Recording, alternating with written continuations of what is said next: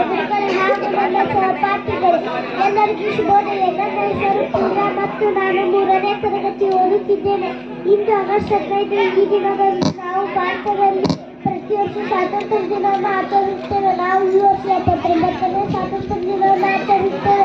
British ಆಳ್ವಿಕೆಯಿಂದ ಭಾರತಕ್ಕೆ ಸ್ವಾತಂತ್ರ್ಯ ದೊರೆತ ದಿನ. ನಮಗೆ 1944 ಆಗಸ್ಟ್ 15ರಂದು ಸ್ವಾತಂತ್ರ್ಯ ಸಿಕ್ಕಿತು. ನಮಗೆ ಹಲವಾರು ಗಣ್ಯರು ಸ್ವಾತಂತ್ರ್ಯವನ್ನು ತಂದುಕೊಟ್ಟರು. ಅದರಲ್ಲಿ ಪ್ರಮುಖರು ಮಹಾತ್ಮ ಗಾಂಧೀಜಿಯವರು ಮತ್ತು ಸರ್ದಾರ್ ವಲ್ಲಭಾಯ್ ಪಟೇಲ್, ಚಾಚಾ ನೆಹರು ಇತ್ಯಾದಿ ಮಹಾನ್ ನಾಯಕರಿಗೆ ಇಂತಹ ಮಹಾನ್ ನಾಯಕರಿಗೆ ಧನ್ಯವಾದಗಳನ್ನು ಹೇಳುತ್ತೇನೆ. ಇಂತಹ ಮಹಾನ್ ನಾಯಕರಲ್ಲಿ ಒಬ್ಬರಾದಂತಹ ಮೈಲಾರ್ ಮಹದೇವಪ್ಪನವರನ್ನು ಸ್ಮರಿಸದೇ ಇದ್ದರೆ ತಪ್ಪಾದಿತ್ತು. ಮೈಲಾರ್ ಮಹದೇವಪ್ಪನವರು 1911ರಲ್ಲಿ ಹಾವೇರಿ ಜಿಲ್ಲೆ ಮೊಟ್ಟೆಬೆನ್ನೂರಿನಲ್ಲಿ ಜನಿಸಿದರು. ಇವರ ತಾಯಿ ಬಸಮ್ಮ, ತಂದೆ ಮಾರ್ತಾಂಡಪ್ಪ.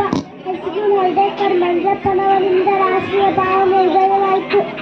ಮಹಾತ್ಮ ಗಾಂಧೀಜಿಯವರು ಉಪ್ಪಿನ ಸತ್ಯಾಗ್ರಹ ಪ್ರಾರಂಭಿಸಿ ಗಾಂಧಿ ಯಾತ್ರೆ ಕೈಗೊಂಡಾಗ ಭಾಗವಹಿಸಿದ ಅತ್ಯುತ್ತಮ ಚಳುವಳಿಗಾರರಾಗಿದ್ದರು.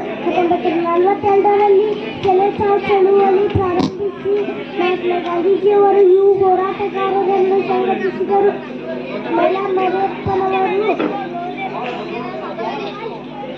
ಇಷ್ಟು ನನ್ನ ಚಿಕ್ಕ ಭಾಷಣ